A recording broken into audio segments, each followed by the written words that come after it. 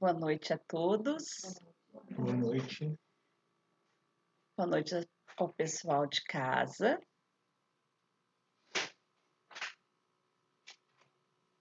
Deu algum problema aqui.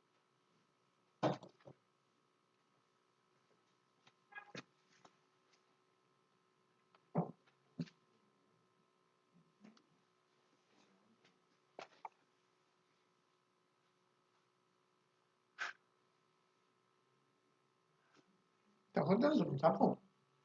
Tá rodando? Tá? Bom, boa noite a todos, ao pessoal de casa. Aqueles que quiserem já deixar uma aguinha separada para ser magnetizada no final, já podem ir separando. Ainda faltam 2 minutinhos. Então a gente vai aguardar mais um pouquinho para depois fazermos a nossa prece inicial.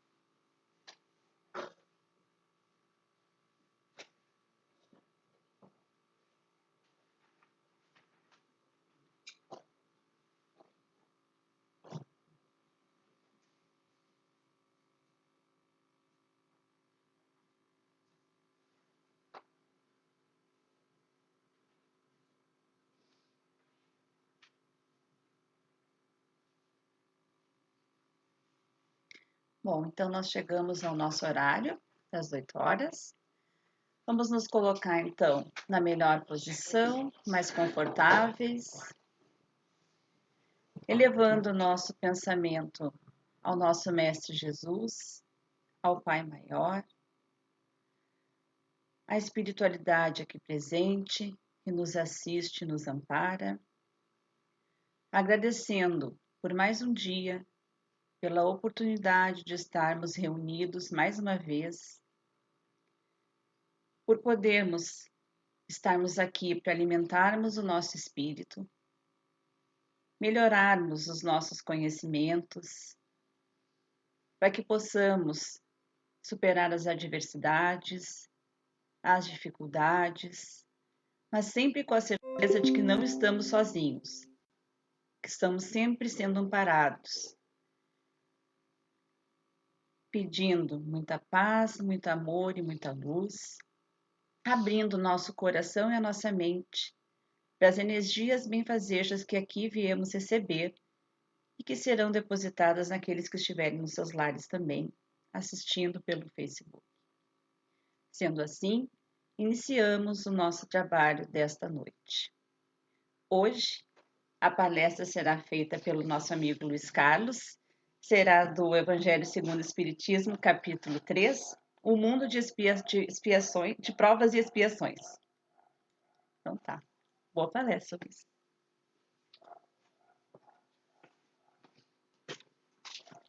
Boa noite a todos, sejam todos bem-vindos. Falar de mundos de provas e expiações requer, antes, a gente fazer algumas considerações. Por exemplo, Jesus, ele vem, quando começa a sua pregação, ele vem dizer que existe uma lei e que ele veio cumprir a lei. E lá, naquela região, né, que ele pregava, a lei era do Moisés. Então ele fala que veio cumprir essa lei. E no cumprimento dessa lei, ele diz que aqueles mandamentos do Moisés se resumiam em dois, que era amar a Deus do fundo da alma e do coração e amar ao próximo como a si mesmo. Depois ele vem dizer que a verdadeira casa não é no mundo material, é no plano espiritual. E ele vai dizer isso, está no Evangelho, o Kardec coloca, meu reino não é deste mundo. E o capítulo que a gente vai falar é o capítulo 3. Então, o capítulo 1 do Evangelho é não vim destruir a lei. O capítulo 2 é o meu reino não é deste mundo. E o capítulo 3 é há muitas moradas na casa de meu pai. Isto é, no plano espiritual tem várias organizações onde se reúnem os espíritos quando estão na erraticidade, isto é, quando estão aguardando para encarnar entre uma encarnação e outra. Então, neste capítulo, há muitas moradas na casa de meu pai, eu selecionei 2 itens que eu entendi que eram bases para falar do item mundo de expiações e de provas, que é diferentes estados da alma na erraticidade. Então, significa que ao desencarnar, a gente tem várias condições, a gente tem várias realidades que têm a ver com a lei que a gente cumpriu ou não. E a lei, ela está primeiro na família, né? Nós cumprimos leis nas nossas famílias. Depois ela vai para o trabalho e depois no cotidiano. Então, as nossas ações devem estar alinhadas com as leis de Deus. Então, esses diferentes estados da alma na erraticidade remete para uma situação, será que eu, não é, dependendo daquele envolvimento na família, no trabalho, de um modo geral, no cotidiano, como foi o meu comportamento? E aí tem uma lei que é de ação e reação. Todas as ações que eu produzo, ela tem uma reação.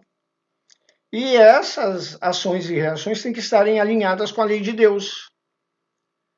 Então, a minha realidade na erraticidade, isto é, aguardando entre uma encarnação e outra, depende muito dessas ações que eu produzo nessas relações quando estou encarnado. E ele vai dizer, então, nesses diferentes estados na alma, na erraticidade, coisas do tipo assim: a casa do Pai é o universo, as diferentes moradas são os mundos que circulam no espaço infinito e oferecem aos espíritos que neles encarnam moradas correspondentes ao adiantamento dos mesmos espíritos. E o que é esse adiantamento? É superação de provas e também superação de expiações, que tem a ver com o item que a gente vai desenvolver. E depois eu separei lá mundos inferiores e mundos superiores, que é bem interessante, né? Porque depende daqueles mundos inferiores, depende o grau de evolução daqueles espíritos ali, e mundos superiores também. Ele vai dizer, então, nesse item aí, que a qualificação de mundos inferiores e mundos superiores nada tem de absoluta. É, antes, muito relativa. Tal mundo é inferior ou superior com referência aos que lhes estão acima ou abaixo, na escala progressiva dos espíritos. Tomada a Terra por termo de comparação, pode-se fazer ideia do estado de mundo inferior. Olha só que curioso isso. Terra, um mundo inferior. Segundo seus habitantes, na condição das raças selvagens, a gente tem raças selvagens entre nós, ou das nações bárbaras que ainda entre nós se encontram. Resto do estado primitivo do nosso orbe. Então, assim, a gente tem ainda resquícios desses espíritos aí, mas a gente também tem, né, aqueles que já conquistaram e produziram evolução nessa caminhada evolutiva. E ele vai dizer, nos mais atrasados são, de certo modo, rudimentares os seres que o habitam. Revestem a forma humana, mas sem nenhuma beleza. Seus instintos nada têm a abrandá-los, qualquer sentimento de delicadeza ou de benevolência, nem as noções do justo e do injusto.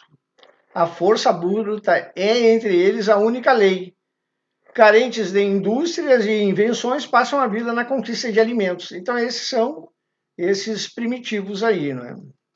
Aí ele vai falar: Deus, entretanto, a nenhuma de suas criaturas abandona. No fundo das trevas da inteligência jaz latente a vaga intuição, mais ou menos desenvolvida, de um ente supremo. Então, nesses irmãos aí, nesse estado, a escala progressiva, está lá presente ainda, né, a presença do Criador. E aí a gente vem para o item que nos cabe falar, que é mundo de expiações e provas. E aí o que é expiação? E o que é prova? Fui lá no dicionário Aurélio.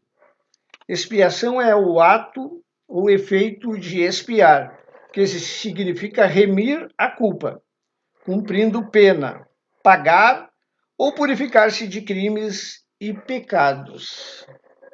Já a prova significa ato que atesta ou garante uma intenção, um sentimento, testemunho e garantia. E aí, na pergunta 998 do Livro dos Espíritos, ele vai falar de expiação que decorre de faltas cometidas. Então, primeiro a gente está numa caminhada, eu chamo de imortalidade, mas sempre que eu falo imortalidade, tem uma pessoa que me corrige: não fala imortalidade, fala que depois que morre, a gente vai para onde? A gente cai no plano espiritual, né? Então, no plano espiritual, a gente aguarda uma próxima encarnação. Vai para a encarnação, morre, volta para o plano espiritual, que é a erraticidade, né? Então, assim, a gente fica nesse até chegar a espíritos puros, até desenvolver tudo que precisa de virtudes para a gente, então, conquistar a condição de espíritos puros. Então, a expiação, nessa caminhada evolutiva, a gente comete faltas, infrações às leis. E aí ele vai falar o seguinte: o Livro dos Espíritos, a expiação se cumpre durante a existência corporal, mediante as provas a que o espírito se acha submetido. E na vida espiritual, pelos sofrimentos morais inerentes ao estado de inferioridade do espírito.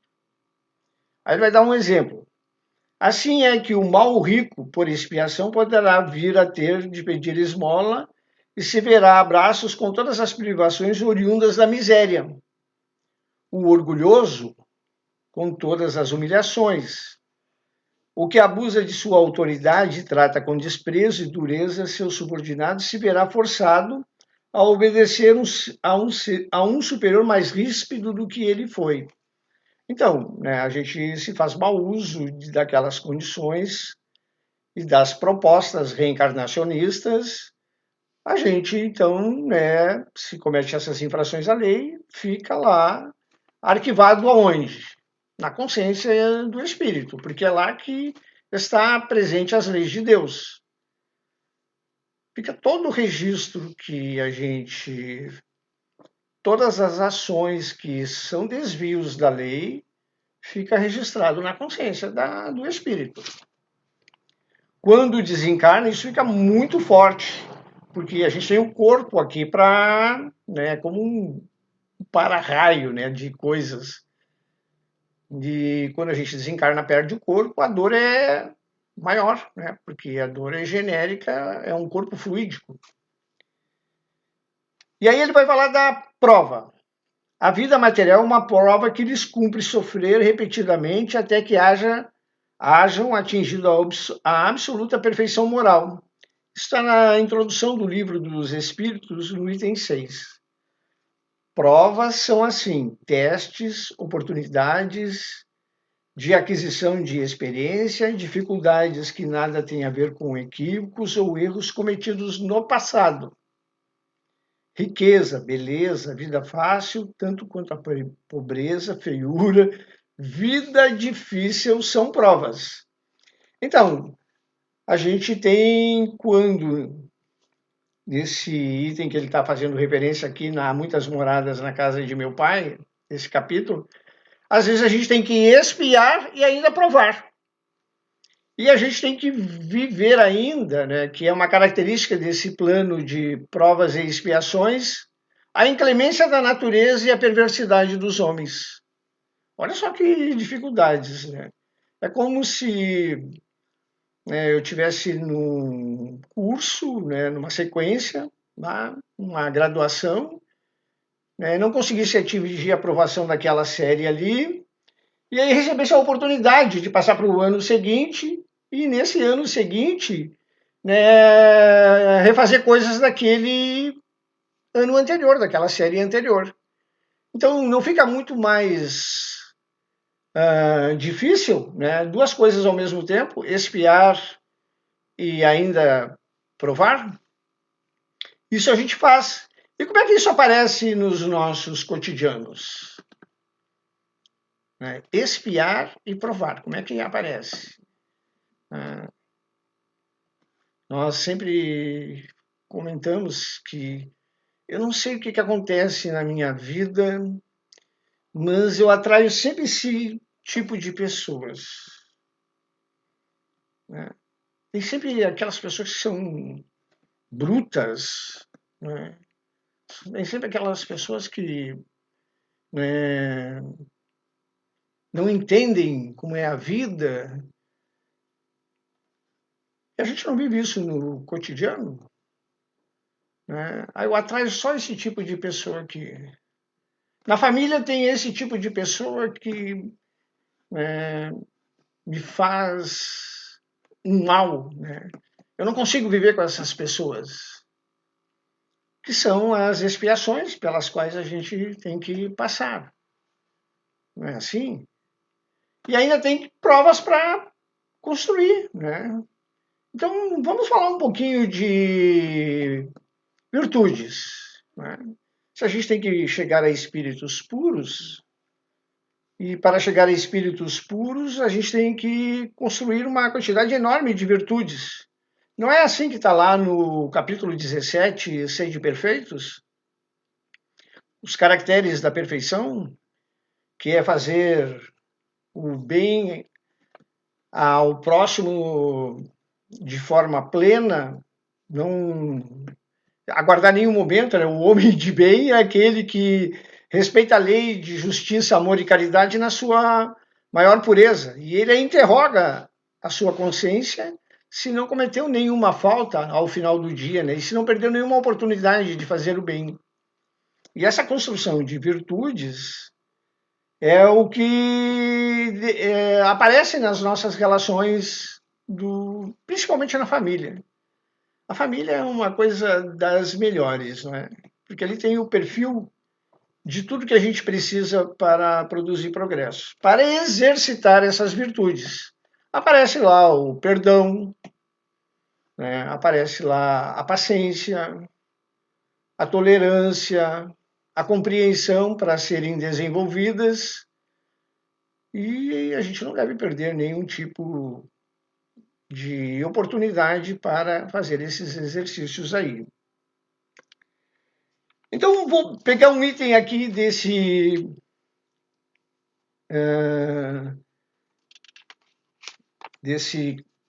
dessa etapa de mundos de provas e expiações. Lá o item 13.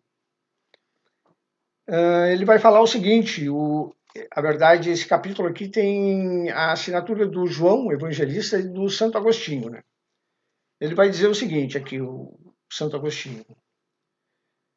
Que vos direi dos mundos de expiações que já não saibais, pois basta observeis em que habitais. A superioridade da inteligência, em grande número dos seus habitantes, indica que a Terra não é um mundo primitivo, destinado à encarnação dos espíritos que acabaram de sair das mãos do Criador. As qualidades inatas que eles trazem consigo constituem a prova que já viveram e realizaram certo progresso. Mas, aí vem o mas, também os numerosos vícios a que se mostram propensos constitui o índice de grande imperfeição moral. Então, ao desencarnarmos, né, o que é a moralidade? Né? O que todas quando Jesus fala que veio cumprir a lei do Moisés, está presente a moralidade na sua essência. Aliás, o Evangelho é um roteiro moral de comportamento para nós no planeta. Então, a inteligência que aparece nos habitantes deste planeta é uma qualidade que existe, mas a imperfeição é a moralidade. Por isso os colocou Deus num mundo ingrato, para expiarem aí as suas faltas, mediante o penoso trabalho e misérias da vida, até que hajam merecido ascender a um planeta ditoso. Então vai depender muito das ações que nós temos nos nossos cotidianos. Né? Vou falar um exemplo aqui. Eu fui Meu trabalho era lá na Avenida das Indústrias, eu moro ali no Guarujá. Então, todo dia eu tinha que pegar o T11 para chegar até a Avenida das Indústrias, lá no aeroporto, né?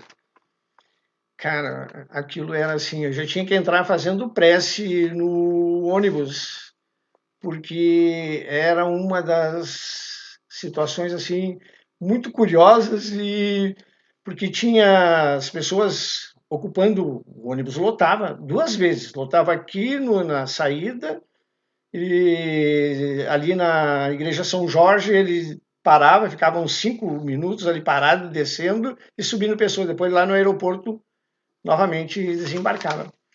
E as pessoas batiam, tinham aqueles seres mais, numa vibração mais alta, né? Passavam correndo no meio do corredor e aí batiam naqueles que estavam ali e as pessoas reclamavam, falavam coisas, meio que agrediam verbalmente, não é? E já uns ficavam a favor, outros ficavam contra, e aquele meio que saía ali uma situação curiosa, né? O ônibus virava uma situação assim de meio que uma guerra, né? Um terror. Então tinha que entrar fazendo prece para diluir aquela atmosfera que está ali, né? E as pessoas desciam com aquela atmosfera e iam para os seus trabalhos, né, naquela condição mental. E depois, isso também no retorno para casa, né, pode acontecer. Então, olha só como a gente precisa melhorar o nosso campo mental, porque quando nós estamos naqueles automatismos, né, nós nem percebemos os cenários que estão na nossa volta. E esses cenários podem nos causar mal ou podem nos causar o bem, né? Então a gente imagina descendo de uma situação de discussão dentro daquele ônibus. Aliás, aqui tinha um trabalhador da casa que ele era motorista da Carris e ele conta que um dia ele parou, ele era motorista do T3, que é aquele que vai pela Ipiranga até a PUC. Ele parou o ônibus, estava uma balbúrdia tal dentro do ônibus, ele parou, desligou, tirou a chave e foi embora. Deixou todo mundo ali, porque ele já não aguentava mais aquilo, era todos os dias aquela repetição. Pediu para o médico lá um ingresso, né, para uma avaliação psicológica, porque já não aguentava mais aquela realidade. Então vejam, né, as nossas condições. A gente está vivendo essa etapa aqui, né, encarnados na matéria, né, a gente está vivendo, interpretando um personagem. Né, eu não sou Luiz Carlos, eu estou Luiz Carlos, eu sou todos nós somos espíritos com uma caminhada gigantesca, né, de encarnação em encarnação, milhares. E a nossa condição ao voltar para o plano espiritual depende muito das coisas que a gente faz aqui. Então, as provas e as expiações que a gente tem que passar decorrem de como a gente passa, de como a gente interpreta cada realidade que a gente está vivendo, cada prova e cada expiação. Que era o que mais Jesus nos ensinava, quando ele fala que olhai, vigiai e orai. Olhar o cenário que está ali se desenhando. E dentro desse cenário, o que eu posso fazer e quais as lições que eu posso tirar dali, o que eu vou produzir de progresso para mim, para o próximo e para o planeta. Não pode ser só unicamente para mim. Porque se eu for tirar só para mim, eu estou sendo egoísta, não é mais ou menos assim? Então, o plano de provas e expiações requer da gente uma atenção muito grande e também uma postura muito importante diante daquilo que a gente está vivendo. Porque não é muito comum a gente olhar os cenários que a gente vive. A gente vai meio que no automatismo, né? Se alguém fala com a gente responde e responde às vezes no automático. Que eram aquelas realidades que eu via dentro do ônibus, né? O grosso, a pessoa falava, né? Aí o outro, tu é que é grossa, tu tá no meio do caminho. E dali já surgia, meu Deus, né? Então tinha que fazer uma prece ali para amenizar aquelas coisas, né? Aquela realidade que estava ali aparecendo. Como é que é no nosso lar, né? Às vezes a gente está lá no automatismo fazendo uma atividade concentrada e alguém fala com a gente. Não é melhor parar, né, o que a gente está fazendo? Porque aquele cenário ali pode desembocar aonde? Pode virar um terror, né? Então, para, olha, né? E vai, então, na direção daquela realidade que está aparecendo e ver o que a gente pode melhorar. Isso ajuda bastante, que é o que mais Jesus, né, nos orienta a fazer. Orai e vigiai. Né? Vigiar o quê? Orar para quê? Né? Orar para que a gente possa ter a condição mental, né, para superar as realidades que a gente vive. Mais abaixo ele vai falar assim, ó. Entretanto, nem todos os espíritos que encarnam na Terra vão para aí em expiação. As raças a que chamais selvagens são formadas de espíritos que apenas saíram da infância e que na Terra se acham, por assim dizer, em curso de educação para se desenvolverem pelo contato com espíritos mais adiantados. Vêm depois as raças semi-civilizadas, constituídas desses mesmos espíritos em via de progresso. São elas, de certo modo, raças indígenas da Terra que aí se elevaram pouco a pouco em longos períodos seculares, algumas das quais vão poder chegar ao aperfeiçoamento intelectual dos povos mais esclarecidos. Aí ele vai falar dos espíritos em expiação. Os espíritos em expiação, se nos podemos exprimir dessa forma, são exóticos na Terra. Já viveram noutros mundos, donde foram excluídos em consequência da sua obstinação no mal e por se haverem constituído em tais mundos causa de perturbação dos bons. Qual a nossa realidade? A gente é desse mundo? Ou a gente é de outros mundos? Tá aí uma coisa para a gente se perguntar, né?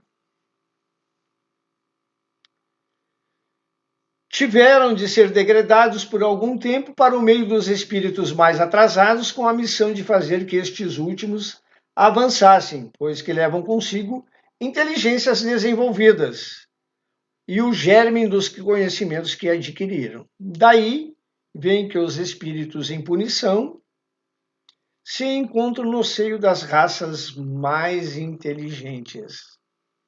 Por isso mesmo, para essas raças é que de mais amargor se encontram no seio das raças mais inteligentes.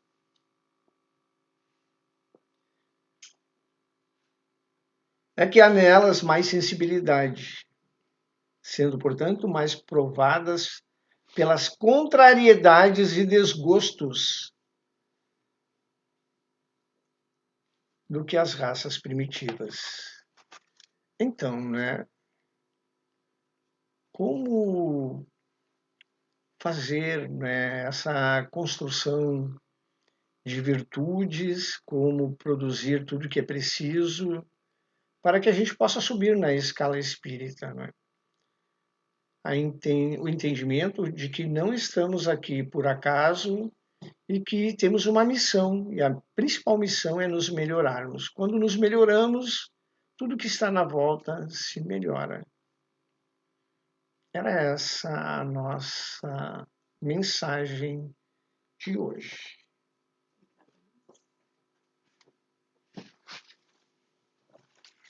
Então, vamos nos colocar receptivos, que possamos abrir nossos corações e as nossas mentes, essas energias que aqui viemos buscar, para que possamos aumentarmos a nossa fé, a nossa esperança, a nossa coragem e a nossa resignação. Que possamos enxergar a vida de uma forma positiva, sabendo que tudo aquilo que vier até nós serve para nos aperfeiçoarmos, para que possamos aprender a caminhar melhor e nos tornarmos pessoas mais amáveis, que possamos, nos tornando pessoas melhores, melhorar aqueles que estão junto a nós. Que as energias de paz, de amor, de luz, de esperança, que aqui recebemos e produzimos, possam ser enviadas a todos aqueles que estiverem em nossos pensamentos, em nossos corações, aonde estiverem com dor, com sofrimento, em lágrima, em desalento, que possam ser recebedores dessas energias, que possam melhorar a condição de sofredores por uma condição de esperançosos. Que possamos nos sentir acolhidos toda vez que pensarmos nesta casa e que aqui estivermos, agradecendo sempre as bênçãos da espiritualidade que aqui nos recebe, que vem participar desse trabalho conosco, que possamos, gratos, cheios de amor, de paz e de luz, agradecermos mais um dia que aqui estamos. Sendo gratos, que possamos passar essa alegria de agradecimento a todos que chegarem até nós. Que a gente possa ser, de uma certa forma, exemplo para aqueles que acham que não existe esperança. Todos passam por alguma dificuldade no caminho. E que possamos sempre estarmos aptos para estender a mão para alguém. Sendo assim, com muita gratidão, encerramos o trabalho desta noite. Que assim seja. Obrigada a todos aqui presentes, a todos que estão em casa. Estamos então amanhã novamente no momento diário de oração e contamos com a presença de todos. Boa noite.